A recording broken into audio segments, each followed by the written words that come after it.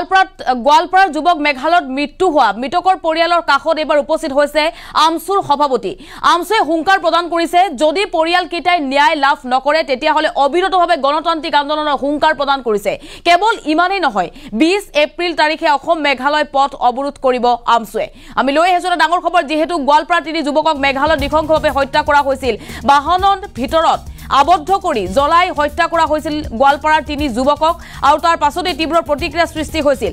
সংখ্যালঘু হোৱাৰ বাবে চৰকাৰে গুৰুত্ব নিদিয়াৰ অভিযোগ উত্থাপন কৰিছে ABMCৰ লগতে আমচুৱে। 20 এপ্ৰিল তাৰিখে অসম মেঘালয়ৰ পথ অৱৰোধ কৰিব আমচুৱে বুলি হুংকাৰ প্ৰদান কৰিছে। গণতান্ত্ৰিক আন্দোলনৰ হুংকাৰ প্ৰদান কৰিছে আমচুৱে। মৃতকৰ পৰিয়ালৰ কাষত উপস্থিত হৈছে আমচুৰ সভাপতি। আৰু ভাৰতৰ গৃহমন্ত্ৰীলৈ স্মাৰক পত্ৰ প্ৰেৰণ কৰিব আমচুৱে। পৰিয়ালকেইটাই ন্যায় নোপোৱালৈ গণতান্ত্ৰিক আন্দোলনৰ হুংকাৰ প্ৰদান কৰিছে আমচুৱে। এই ঘটনাক গৰিহণা প্ৰদান কৰিছে ABMCও। আমচুৰ লগতে গৰজি উঠিছে নেমচু। আমি লৈ আহিছোঁ এটা ডাঙৰ খবৰ, যিহেতু মেঘালয়লৈ ফুৰিব গৈছিল গোৱালপাৰাৰ তিনি যুৱক, আৰু তাৰ পাছতেই মেঘালয়ৰ এক দুৰ্গম অঞ্চলত এক ভয়ংকৰ ঘটনা সংঘটিত হৈছিল। কোনো দুৰ্বৃত্তই তিনি যুৱকক জ্বলাই হত্যা কৰিছিল। তেওঁলোকে লৈ যোৱা বাহনখনৰ ভিতৰত হাত ভৰি কাটি আবদ্ধ কৰি জ্বলাই হত্যা কৰাৰ পাছতেই তীব্ৰ প্ৰতিক্ৰিয়া সৃষ্টি হৈছিল। কিন্তু কিয় বৰ্তমানলৈকে মেঘালয় চৰকাৰে কোনো দুৰ্বৃত্তক গ্ৰেপ্তাৰ কৰিবলৈ সক্ষম হোৱা নাই সেই বুলি প্ৰশ্ন কৰিছে আমচুৱে। আৰু অতি শীঘ্ৰেই ভুক্তভোগী পৰিয়ালকেইটাক ন্যায় প্ৰদান কৰক বুলি দাবী জনাইছে। আৰু যদিহে ন্যায় লাভ নকৰে ভুক্তভোগী পৰিয়ালকেইটাই, বা যদি উচিত ক্ষতিপূৰণ তেওঁলোকে লাভ নকৰে, তেতিয়াহ'লে তীব্ৰ গণতান্ত্ৰিক আন্দোলনৰ হুংকাৰ প্ৰদান কৰিছে আমচুৱে। যিহেতু অসমৰ তিনি যুৱকক মেঘালয়ত এক ভয়ংকৰ ঘটনা সংঘটিত হৈছিল তিনি যুৱকৰ সৈতে, আৰু মৃতকৰ পৰিয়ালৰ কাষত উপস্থিত হৈছে আমচুৰ সভাপতি ৰেজাউল কৰিম চৰকাৰ।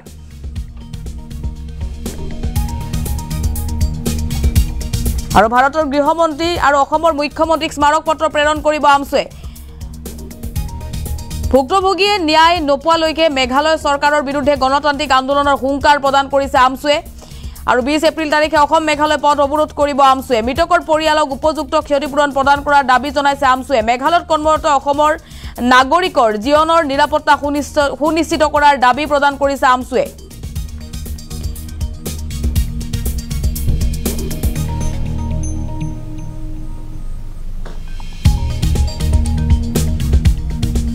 আৰু এই নিৰ্দিষ্ট ঠাইতেই অসমৰ পৰা যোৱা তিনি যুৱকক জ্বলাই হত্যা কৰাৰ ঘটনা সংঘটিত হৈছিল। আৰু মেঘালয় চৰকাৰক গৰিহণা প্ৰদান কৰিছে আমচুৱে।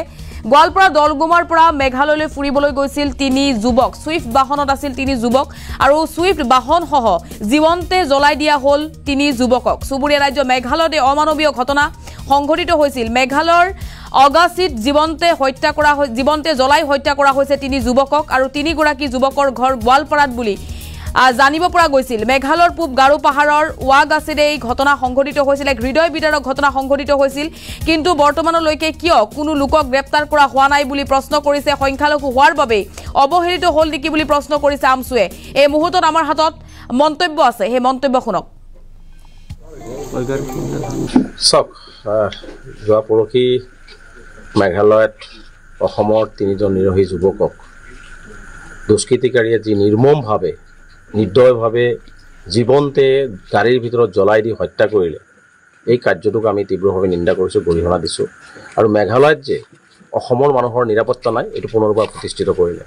আমি দেখিছোঁ যে অসমৰ মানুহ যেতিয়া মেঘালয়ত যায় বিভিন্ন কাম কাজত বা বিভিন্ন যিহেতু অসম সীমান্তৱৰ্তী অঞ্চলত মানে মেঘালয়ৰ মাজেৰে কেতিয়াবা পাৰ হ'বলগীয়া হয়, বা বিভিন্ন কৰ্মৰত মানুহ থাকে মেঘালয়ত।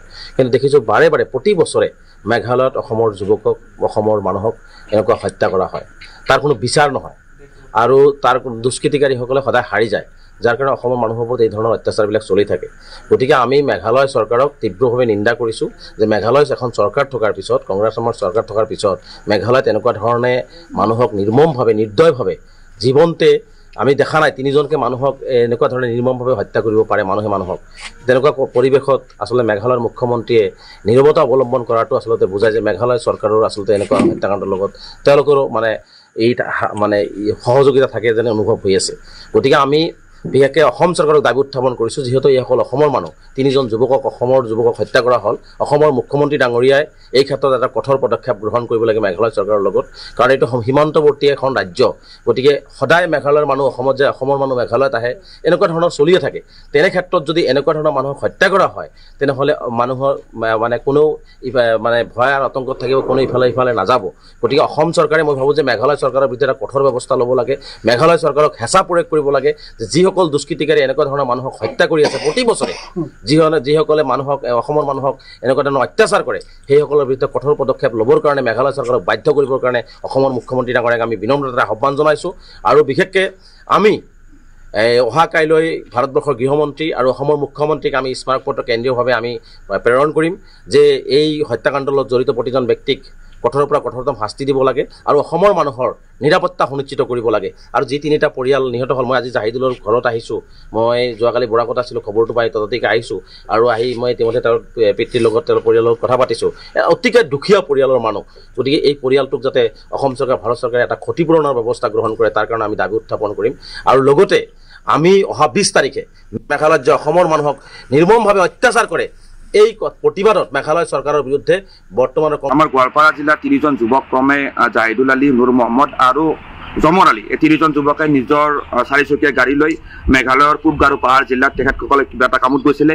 আৰু কামত যোৱাৰ পিছতে তেওঁলোকৰ পৰৱৰ্তী সময়ত তেওঁলোকক অচিনাক্ত দুৰ্বৃত্তই সেই অঞ্চলত গাড়ীত জীৱনতে জ্বলাই দি হত্যা কৰিলে। পৰৱৰ্তী সময়ত তেওঁলোকৰ মৃতদেহ গাঁতত পুতি থোৱা অৱস্থাত উদ্ধাৰ কৰা হৈছে বুলি আমি জানিব পাৰিছোঁ।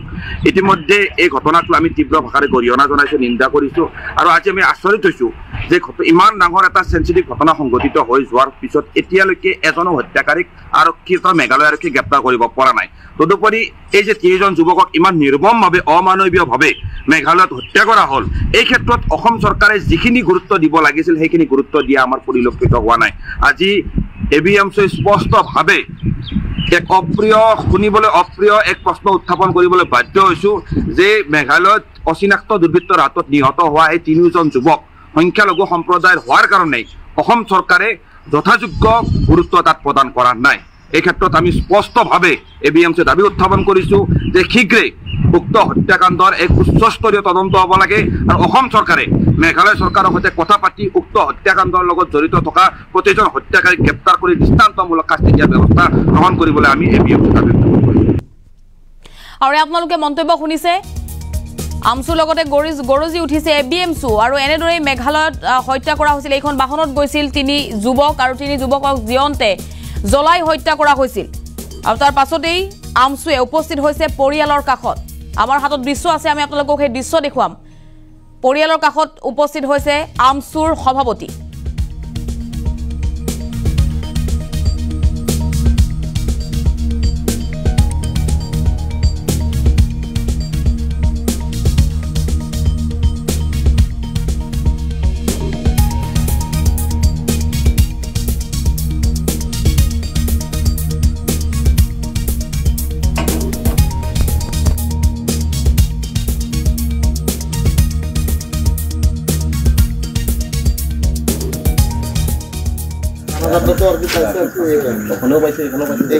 Cash